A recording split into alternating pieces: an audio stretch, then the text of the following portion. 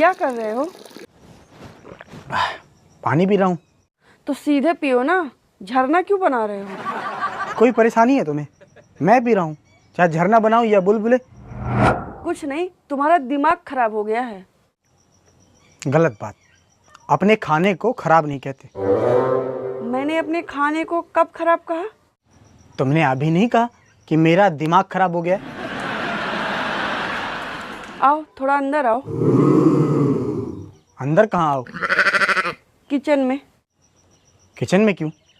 वो मेरा खाना खराब हो रहा है ना, तो सोच रही हूँ उसको एक बार गैस में गरम कर दूं।